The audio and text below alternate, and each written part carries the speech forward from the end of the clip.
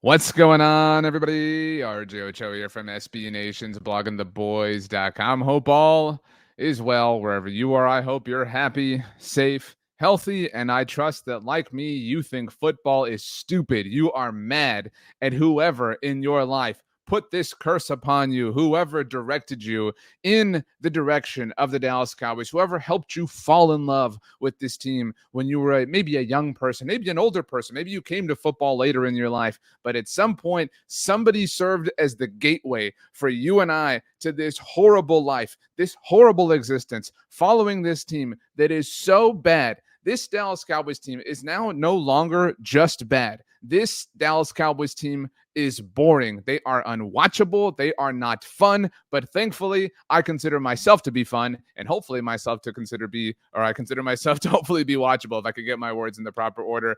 We are here in the BR app for our Dallas Cowboys postgame stream, discussion, show, whatever you want to call it. If you like what I do, my name is RJ Ochoa. Like I said, you can see my work at bloggingtheboys.com. You can follow me on social media. Twitter and Instagram and Threads are at RJ Ochoa, TikTok, rj.ochoa. You can follow me here in the BR app right down below. See all the teams that I root for, which include Manchester United. So Sunday, not a totally horrible day. I've got a lot going on in my sports life. And thankfully, the BR app helps me kind of keep all of that organized. Look, what we saw on Sunday from the Cowboys was offensive to people with brains, offensive to people with logic, offensive as I watched Saquon Barkley score for the Philadelphia Eagles, because this team is broken. I mean, I would challenge you. I see Biloxi Red in the chat says, RJ, well, this sucks. I would challenge you, Biloxi or Steamboat or Red Dart 1. All of you who are here in the chat, thank you for joining me. I would challenge you. Name one thing about this team that is fun. Name anything that is happening right now with this team that you are enjoying.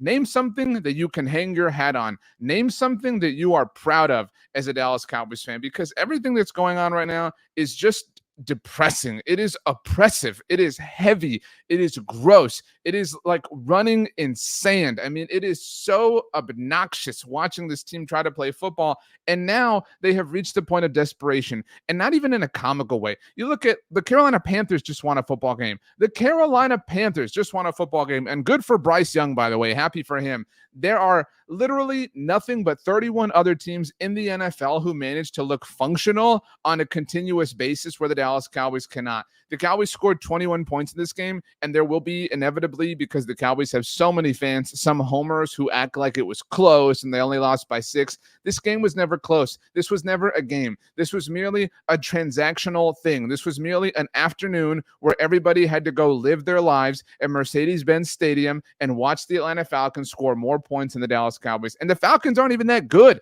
And I don't mean this as a shot at them, but the Falcons push the Cowboys around and are not even that good. Let's take a look at the game specific. Shout out to my friends at NFL Pro. I love this product. 27-21, the final score. And if you don't believe me, I show you this all the time in our post-game discussions here. Look at the win probability in this game. This started, obviously Atlanta was favored. If you hadn't seen it, depending on exactly where you look, they were 2.5 point favorites, whatever the case may be. Dallas did score first. The Cowboys won the toss. They deferred. What a, innovative thought and idea and process for an NFL team in 2024. They did win the toss and they deferred. And they went down and, scored after Atlanta did not. Atlanta got the ball first, obviously did not score. The Cowboys couldn't cash in with a touchdown, but they did get a field goal. After that, it's nothing but southbound. I mean, look, this was never a game. Even here late when the Cowboys got this touchdown to make it this cute little 6-point deficit, it was never a game. It was never in jeopardy. It was never anything other than pure, unadulterated misery for you and me, Dallas Cowboys fans. It is sad to say, but it is the truth. I saw a comment right now that has for some reason disappeared. Hopefully it reappears in a moment. But this is one of the worst football teams in the NFL. I mean, we're talking bottom. I'm looking at the league. I mean, who can we say is worse right now, today? Like, who is a worse team than the Dallas Cowboys? Maybe the Panthers, sure. Maybe the Giants, I would offer. Maybe the Raiders on a bad day. Maybe the Titans. I don't know how that game has ended quite yet. There's a lot happening. Obviously, this is what happens when you play in the noon slot, the slot the Cowboys deserve to play in. I mean, even the Browns obviously are kind of figuring things out. I know today's not a good day for that, but I mean, this is what maybe the Patriots, who obviously are playing the Titans. I see this game now on Red Zone Channel is in overtime. So one of these teams, the Patriots or Titans, is going to feel better than we do right now as Dallas Cowboys fans in a matter of 10 minutes or whatever it is. I mean, this is one of the bottom 5 teams in the NFL. I see you, Biloxi Red says, I don't think there's a single one there or a single team. There might be one, like I'm saying, but this is easily a bottom 5, maybe bottom 3 if we're really kind of examining things in close detail. Speaking of close detail, let's take a look at what the Cowboys did offensively, which wasn't much. Dak Prescott, who left this game, if somehow you missed it, maybe you were busy, you had an errand going on, you were maybe hanging up Christmas decorations, because people do that now, I guess, right? I'm not here to light any takes on fire, but it's a little soon for my taste. But either way, Dak Prescott, before leaving the game with a hamstring injury, it is initially speculated that Dak was dealing with some sort of hand injury. I'm checking Twitter, by the way, to make sure I don't miss anything, and it seems like the Bills are doing something incredible. But nothing from Dak Prescott yet in the immediate aftermath of this game, but finished 18 of 24 for $133, had the touchdown, obviously, that was crazy, all sorts of pinball effects to Rico Dowdle. Cooper Rush did come in the Cooper Rush, this happened in the fourth quarter. The Cooper Rush came in, and he still wound up throwing more passes than Dak Prescott. I don't have a strong take on that and don't feel like that means something massive, but that is interesting that Cooper Rush wound up throwing the ball more times than Dak Prescott. Did have the touchdown, obviously, at the very end of this game as well. I think Dak was fine in this game before getting hurt. We did see him move on the ground. As we take a look at what the Cowboys did on the ground in their ground game, Dak had 3 rushes for 30 yards, including 1 for 22 yards. This was something that was kind of a talking point for the Cowboys all offseason. Nothing from the Cowboys yet on Dak Prescott, but I mean, good for Dak, I suppose. I don't think that had anything to do with the hamstring injury. I do think it's just unfortunate timing, unfortunate coincidence.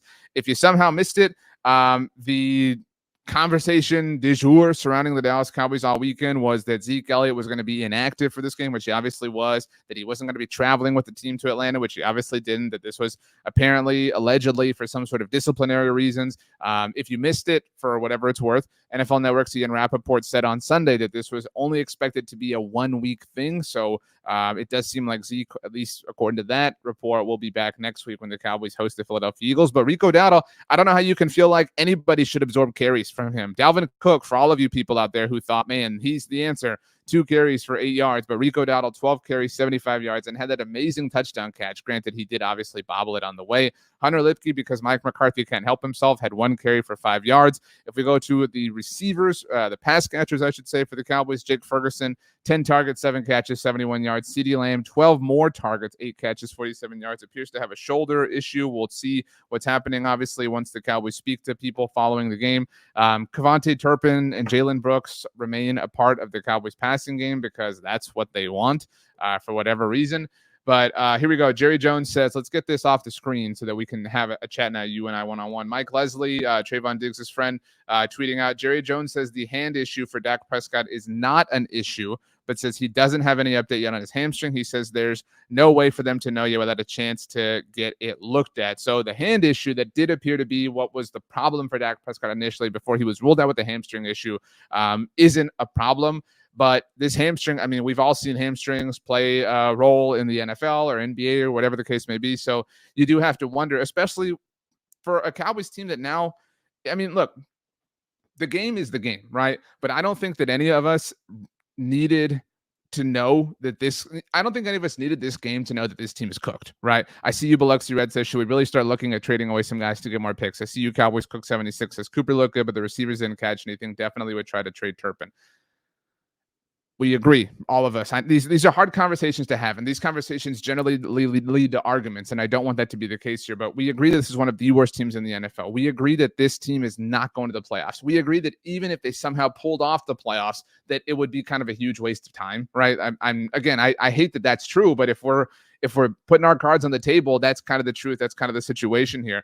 I mean, we're going to hear an obnoxious amount of times this coming week. And in case you don't know or don't remember, the Cowboys did fall to 3-5 6 years ago in 2018, and they did rally. They won 5 games in a row to make the playoffs. They not only made the playoffs, they won the NFC East that year. That was the season that the Eagles were defending Super Bowl champions in, and they swept them. Both those games were critical and went down to the wire. That was before Nick Foles came in at the very end for the Eagles, who were also a playoff team. But I mean, that's kind of the one exception. It's to act like this is going to be that is ridiculous, especially because a big reason that was because the Cowboys traded for Amari Cooper once they fell to 3-4. They did lose his first game, obviously, which is why they fell to 3-5. But they had him, and if you recall that first run that Amari Cooper had, and the Titans have just beaten the Patriots now, so the Titans are better than the Cowboys, but Amari was kind of the catalyst for that season changing. There's no catalyst for the Cowboys. I know the trade deadline is Tuesday, election day, but it's not happening. Monique Hill has a comment here that I'm going to give the laugh emoji to. And before I read your comment out loud, Monique, I don't think that Dak Prescott is one of the biggest problems with this team. I understand that there are a lot of you who may or may not feel that way. I don't, but I do kind of get this point. Monique Hill's comment says, remember when Dak said, jump off the wagon if you want to? Well, now we need to push home off the wagon. Dallas season is over, so bench Dak, fire offensive and defensive coach. Also pay off Jerry to get a new owner. So if you don't remember anybody, after the Cowboys lost to the Baltimore Ravens, Dak Prescott, in walking to the locker room, said, jump off if you want to. Now, there were some fans in the bowels of the stadium that were kind of chirping him. It wasn't like he was just saying this aimlessly, just for full context.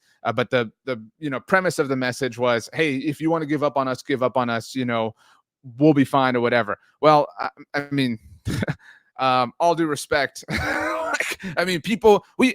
And that's kind of the problem. And this is not so much about Dak as much as it is about the Cowboys. The Cowboys have acted all along like you and I, Monique, or you and I, all of us, like we were wrong. Like we were dramatic, like we were being silly and we were exaggerating when we were calling out these things that are now showing up on a weekly basis. We said that the lack of free agency moves was going to hurt this team. We said that not having a real running back was going to hurt this team. We said that only having CeeDee Lamb as a pass catcher was going to hurt the abilities of the passing game as a whole. We said that waiting forever and ever and ever to pay Dak Prescott and CeeDee Lamb, whether or not you agreed with that, by the way, but waiting to do it was only going to cost you money.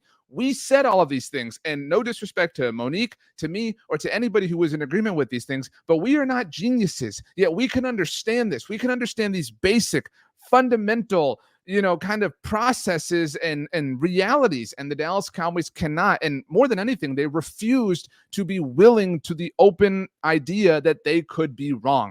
And they made this bet. This is one of the most, without question, toxic, oppressive, to use that word again, seasons that the Dallas Cowboys have offered. And people will say things like they painted themselves into a corner. They held the brush. They had the brush the entire time, and they laughed. They laughed. In the office when Jim's talking about the bug or whatever, he's like, oh, he was walking kind of smuck. That's how the Cowboys were. They were like, you think we're just going to sign Zeke and have him be the lead back for our team? Well, watch us do it. They did it. They really did that. The plan, the actual literal plan that they came up with in the multi-billion-dollar stratosphere that they are was to bring Zeke Elliott back and trot him out as the plan. That was what they decided to do, was to have Dak Prescott and CeeDee Lamb be the plan, was to have the Cowboys just try to make lemonade. And people say things like, oh, well, they're clearly trying to tank the season so they can fire Mike McCarthy. And I think, with all due respect to anybody who offers a take like that this is the dumbest possible thing you can say. And again, I'm not calling you dumb. I think this idea is dumb because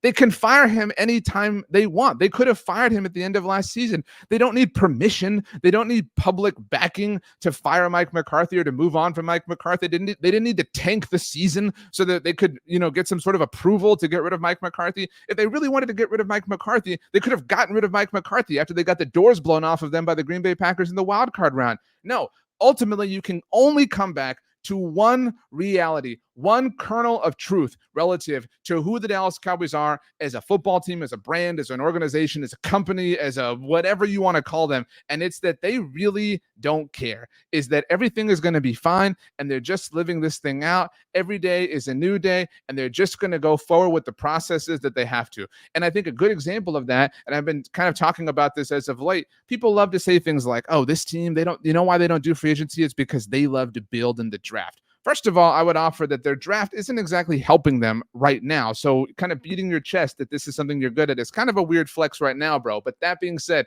do you know why they like the draft? Do you know why they prefer the draft? Do you know why that's the case? It's because they can't sit out the draft. They can sit out free agency. They don't have to participate. But when they're on the clock, they have to make a pick. So what a shock that that's like saying, you know what they really just love to do is get out of bed every morning. We know, because you have to do it. That's who they are. They are a bare bones, bare minimum operation, and we are seeing that. The only part about them that is a football team is that they wear pads and helmets and go out and literally play the game. That's it, man. Like, they don't have anything else that closely resembles a legitimate modern football operation. Go look at this game that is beginning right now, after you're here with me, of course, between the Detroit Lions and the Green Bay Packers, or even look at this Philadelphia Eagles team that's starting to find itself. They're playing a different sport. The Dallas Cowboys are just existing. They are swirling. They are reruns of Friends or Seinfeld or The Office or Parks and Rec or whatever. There is no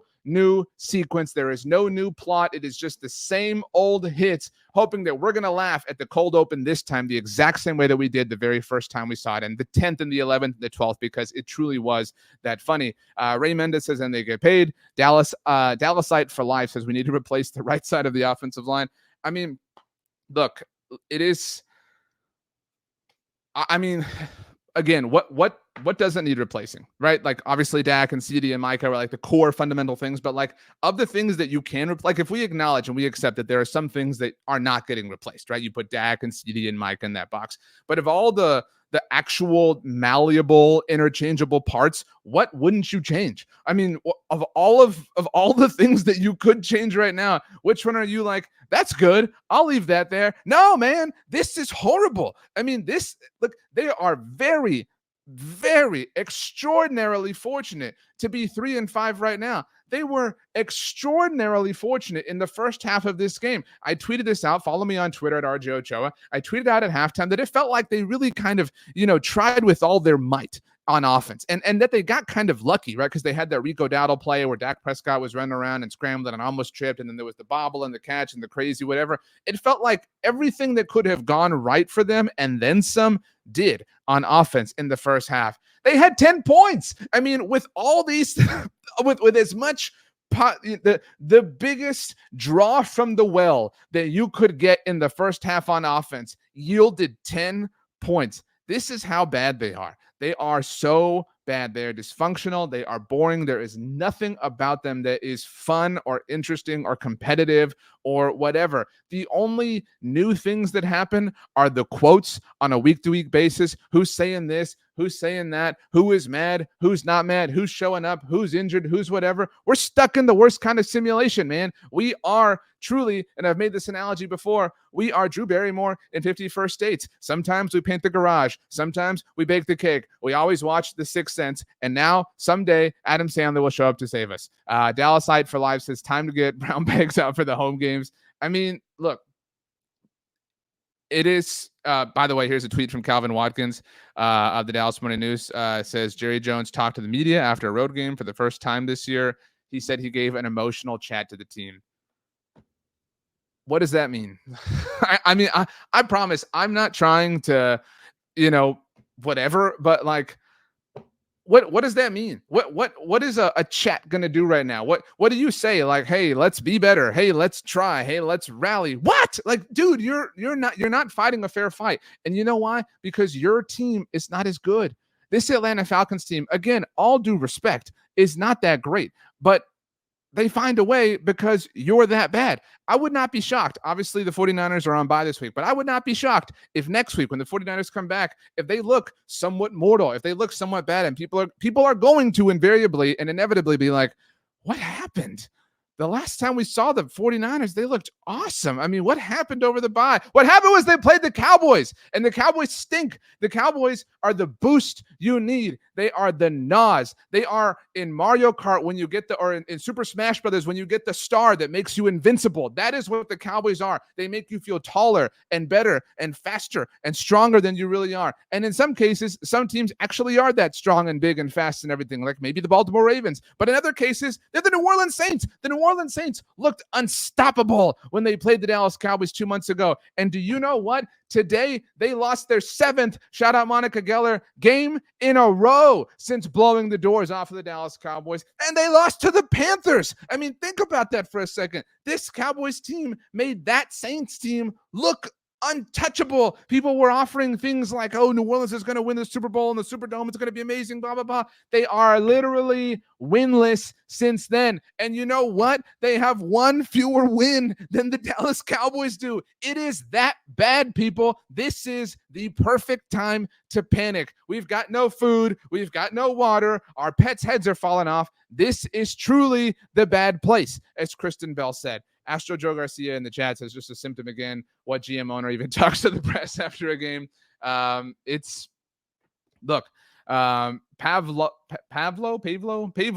Height. Hope I'm getting that correct. Says at least we don't have to wait until the playoffs. That's true. Monique says again, I'm a big Dallas fan, but we all know the season is over. How about start Cooper, Lance, Cook, and see what the future holds? Look, I'm not attacking the point that you're making, Monique, because I'm sure you thought about it, and I don't mean it against you, but like, what? I mean, maybe Dak has to miss time, and you're right. Like, you might as well on some level, just like when Dak got hurt in this game, I think we agree that was kind of the official waving of the white flag. And I think that when we look back, when we do the full autopsy, we're kind of doing it as we go. But when we do the full autopsy on this season, this will have been the like actual day the music died kind of thing. I mean, this is a really bad moment for this team. I mean, they've lost 3 games in a row for the first time since 2020. And the last time they lost 3 games in a row, to contextualize everything for those of you who do think that Dak Prescott, who's playing very, very, very poorly right now, but who think he's the problem, the last time before today that the Cowboys have lost 3 games in a row was literally the first 3 games that they played without him after he was injured, his ankle injury in 2020. S Master Flash says, do we have a forward-thinking front office to sell at the deadline? No, we have a front office that is going to try to hope and cope their way through this thing, and they're going to trade for some running back instead of, at this point, cutting their losses and taking one on day 3 like they should have. But they're going to do whatever, and they're going to trade, and he's going to have like 71 yards on Sunday against the Philadelphia Eagles, and they're going to act like that was some sort of victory when Rico Dowdle just had 75 himself. Look at what the Falcons did. I've been meaning to put this on your screen for some time. This is what the Falcons did in this game. This Falcons team who's not that good. Kirk Cousins, who I maintain is over-criticized and very good and doesn't get enough props, he's not this good because nobody's this good. 19 of 24, 222 yards, 3 touchdowns, a passer rating of 144.8. He was perfect. He had almost Kirk Cousins. Think this through for a second. All right. Kirk Cousins threw the ball 24 times.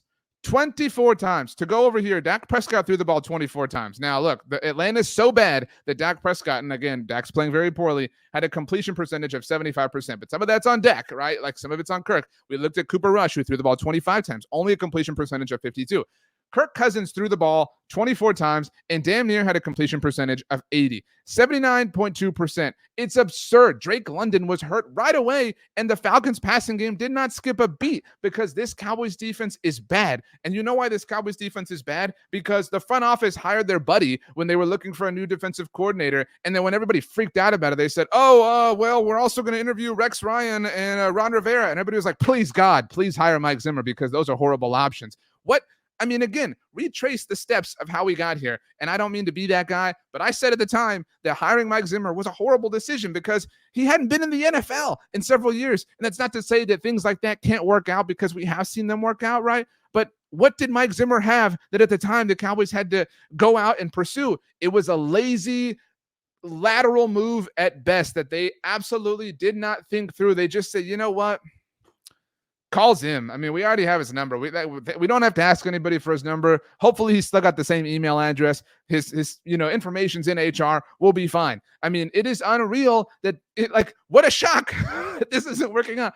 Bijan Robinson, who has mostly and largely been ignored by his team, right? If you watch the Atlanta Falcons, you know that Bijan Robinson is somebody who doesn't necessarily touch the ball a ton, right? Well, in this game, he touched the ball 19 times. This was the second most rushing attempts that he has had in a game this season. The only other time that he had more was when they lost. The Falcons, by the way, lost to the Seattle Seahawks. He also had 7 receptions. We're talking about 26 total touches for Bijan Robinson in this game. You know why? Because the Falcons said, the Cowboys stink. They can't stop anything. Bijan Robinson had 86 rushing yards. He had 59 receiving yards. Didn't get in the end zone once, but it didn't matter because Darnell Mooney did, Ray McLeod did, Drake London did before getting hurt, obviously. I mean, this Cowboys team just made the Falcons look untouchable, look invincible. And again, next week, the Falcons are going to be bad. People are going to go, That's weird. I mean, Bijan was looking good last week. We know because they played the Cowboys. Astro Joe Garcia making sure. Mike McCarthy, by the way, before I get to the comments, sorry, says we need to win a game. No crap. I know everyone talks about long term. We have 5 losses. We clearly understand where that puts us. I don't think you do, man. I really don't. Because if you did, you would not come out of the half and have a player false start right away. And then immediately when you get into 4th and short, panic and offer a fake punt. Dude, Mike, I have defended you a lot, my guy. All right. But if it's 4th and 2 and you're going to roll the dice and go for it, all due respect to him, what the hell are you doing letting Brian Anger be the one who throws this ball? I get the element of surprise, but I know that this season feels like 2020. That was literally the 2020 fake punt fiasco against Washington on Thanksgiving Day. This team is cooked. I mean, beyond cooked. Like 2-week-old meat that you're trying to warm up in the microwave cooked. Nobody wants to eat it. It's gross. It's warm. It's disgusting. The plastic has kind of melted into it and you have to pick it out and it's nothing. We don't want anything to do with this team. MMC Graw 4 says, can they get something in a trade from Martin? It pains me greatly to consider the idea of trading away Zach Martin. I think that's an excellent question. And I think that a team who is objective and who is cold-blooded, and that sounds like a bad thing, but I mean that in the highest sort of complimentary way, a team who is unemotional and willing to make hard decisions would do that, would say, hey, insert competitive team here who's actually challenging for a Super Bowl, something we know nothing about. Zach Martin, he's wonderful. We'll take a 4th-round pick for him right now because you're not going to get much, right? That's just the reality of the situation. But at this point, something is better than nothing, and Zach Martin's probably going to retire at the end of this year. And you know what? Set Zach free. Let Zach go try to do something that you failed, Tyron Smith to be able to do. Travis Frederick, Jason Witten, Tony Romo, Des Bryant, Dan Bailey, Sean Lee, DeMarcus Ware. The list goes on and on and on. Let Zach Martin be free. Let him go touch the sunlight. Let him out of this place without having to crawl through the tunnel like Andy Dufresne. Let him go try to be great. DeMarcus Ware thankfully got that opportunity, but there were so many people that were a part of the Dallas Cowboys who ultimately did not because they were trapped by this black cloud. Astro Joe Garcia says, if Kirk Cousins lived in the RGV, that's a great comment. Ray Mendez says, I'm all in for Mike Vrabel. Astro Joe says, Jones wants yes man. He doesn't even let the head coach choose his own staff. To that point, to kind of get back to the Zach Martin point, while I think that would be a smart and a wise and a cunning thing to do, we're talking about the team that launched national headline after national headline this weekend because it pained them greatly to make their 3rd-string running back inactive. So while I think that's a bold and brave move to consider, I think it's highly doubtful relative to this team because that's not a pattern of behavior that they have shown at any point throughout, the last 30 years. South Texas says, what kind of excuses is RJ going to make today? South Texas, my friend, if you think there are excuses here, then you have clearly jumped in late because this is one of the worst teams in the NFL. There is nothing good happening about this team right now. It is awful. I mean, it is worse than we thought. And we knew it was going to be bad, to be very clear. We knew that this team was not good. We knew that this team was really bad. It has often been said that over the offseason, they got worse and they got more expensive. So we knew that this was going to happen. Call it a first place schedule too on top of that if you really want to. But we knew that everything was going to ultimately reach a breaking point for this team, but it is worse. It is worse, and it is more embarrassing. And that, more than anything, is the Dallas Cowboys way. Worse and more embarrassing. Think about this for a second as we kind of wrap up here. I saw there was a tweet that the Falcons account had, the Falcons official account, that it was like the score, and it said it's been a rough week for Yankees fans because obviously there's a lot of Yankees fans that are Cowboys fans. I get it. As a Houston Astros fan, I'm offended at this, but whatever. But this is a week where the Los Angeles Dodgers won the World Series. And if you're a Dodgers fan, congratulations, and grow up and quit being salty about 2017. But that being said, the Cowboys get compared to all these global brands and teams and highly successful teams and whatever, like the Dodgers and the Yankees and the Lakers, right? Like we can kind of, draw different points of contention or, whatever. Manchester United, Real Madrid, Barcelona, right? Like pick whoever you want, the New York Knicks, whatever. All of those teams, except for the Knicks, all of those teams have won titles. All of them. All of them. The Dodgers obviously just won one, and say what you will about their 2020 title. I'm not going to stop you because, like I said, I think Dodgers fans have been kind of annoying. But that being said, congrats to them for their 2 World Series titles. I'm not going to take anything away. The Yankees, it's been an extraordinarily long time. The Yankees get mocked, as evidenced by what the Falcons did, for their drought of not winning the World Series, right? And it's been 15 years. It's almost half as old as this drought. Think about that for a second. That drought that we make fun of, if you're not a Yankees fan, is 14 years younger than the Cowboys drought. That's insane. Manchester United, my soccer team, is kind of embarrassing. I'll be honest with you. But guess what?